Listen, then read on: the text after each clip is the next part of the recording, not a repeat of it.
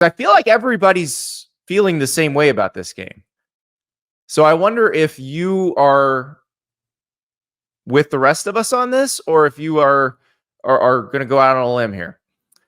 Clemson against Georgia in Atlanta, Mercedes Benz Stadium. The Tigers are a 13.5-point underdog in this game. It feels like the consensus on this is that Georgia will do to Clemson what Georgia did to Oregon in week 1 2 years ago, but that will be a referendum on Dabo's transfer portal policy, essentially. Yeah, well, here's the thing. I actually don't think it'll be a referendum in week 1 because, frankly, where Clemson is short is on depth. I think Clemson really likes their starting 22 outside of maybe some questions and concerns about, Cade Klubnik. What does he actually, can he fulfill that 5-star billing? I don't see it. I haven't seen it. Maybe Garrett Riley in this offense looks like what Garrett Riley was doing with Max Duggan 2 years ago at TCU. Again, skeptical. So I don't think that maybe it'll be a referendum eventually on the transfer portal. I feel like we've kind of beaten that narrative to a dead horse anyways. He refuses to participate. And so it's an unserious approach. And that's why, I do think using another S term, I do see this potentially being a splattering. And that's the problem is if it is a splattering, what does that mean? Because Clemson still looks at itself as on Georgia's level. Clemson looks at itself as a national title contending team. And look, we're not that far removed from them winning 2 national titles, but they don't have the elite quarterback that they had for both of those national titles. That, Deshaun Watson, Trevor Lawrence, not walking through that door right now. They have to figure out a way to do it without a top 10 pick at quarterback. And they haven't quite figured that out yet. They got to develop some receivers. They haven't done that. T. Higgins was the last really great one. I guess T. Higgins and Amari Rodgers were the last 2. But they haven't had anybody like that. Meanwhile, Georgia just continues to reload because they recruit well and use the transfer portal. So we may see Ben Urosic, the Stanford transfer. We may see. Are we going to see Trevor Etienne? Do we think it does feel like he's going to be suspended, doesn't it? It seems like he had the DUI. I'm kind of wondering if they because Georgia can say, "Hey, look how deep we are. We don't need to worry about this." But Colby Young is an interesting one, especially with Ra Thomas kicked off the team. Like Colby Young is a transfer from Miami, big receiver. They kind of needed that red zone threat. So it'll be interesting because Georgia does what Clemson should be doing, where most of the guys are homegrown. Most of the guys are the people they got from high school.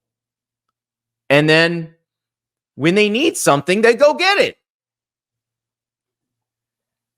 It's a brilliant. It's not exactly an Einstein strategy. It's just it's what teams and what these best teams should be doing, and it's a dereliction of duty of what Dabo has done with that Clemson, with Clemson's approach, because they do feel they got Peter Woods, they got some dudes, they got Sammy Brown at linebacker, they've signed lots of blue chip players. Matt Luke has come in and shored up that offensive line. Like Matt Luke coaching the offensive line gives me some confidence. And remember, Matt Luke was Georgia's offensive line coach a few years ago for one of those title teams. Yeah, I mean, he's done.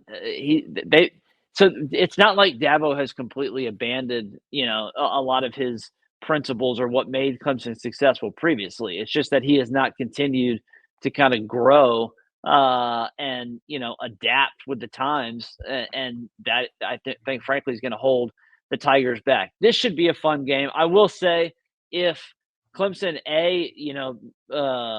it won't be if they keep it close, he won't do this. But if Clemson wins this game, if they upset Georgia, we thought his clapback at Tyler from Spartanburg last year was funny. Clapback at all of us, and he'll have earned it. We're going to get an all-time Dabo I told you so rant. Buy stock. If you bought stock, you're rich now. Well, we'll see. But if you we'll see. The people who shorted him might wind up being happier. But I'm taking Georgia to cover here. I think they're going to cover. I think this. I don't know if this is going to look exactly like the Georgia-Oregon game 2 years ago, but I think Georgia still with a point to prove after not making the playoff last year. I think they're still pissed off about that. I think they've had this offseason. Like, one of the things last year, Georgia started slowly. They did not have this marquee game to open with. And they actually had a kind of soft opening to the season. And it made them a softer team early in the season. They had to kind of round into form. My guess is they've been training a little more, with a little more of a purpose, knowing the level of athletes they're going to have on the other side of the field. And that's not usually a good thing for the opponent when it's Georgia.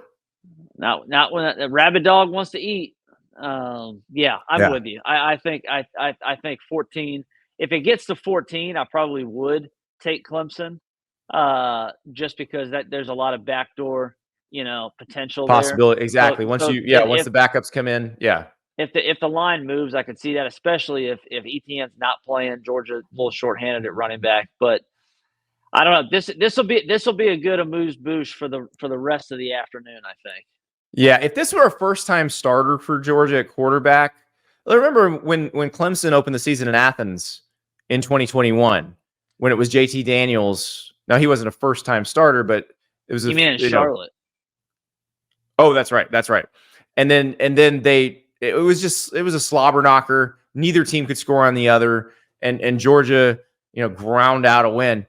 Like, Clemson could maybe turn it into that level of game if this was not Carson Beck with a full season under his belt, knowing how to use the weapons he has. I think if Georgia had a less experienced, less dynamic quarterback, then I would go with Clemson in this game to cover. But I think Georgia's going to be able to score on them, and I'm not sure how Clemson's going to be able to score on Georgia. Thank you so much for watching. Just a reminder, subscribe to this channel right here so you never miss an episode of Andy Staples on 3. And oh, by the way, watch all the other great videos on the On3 Sports YouTube channel.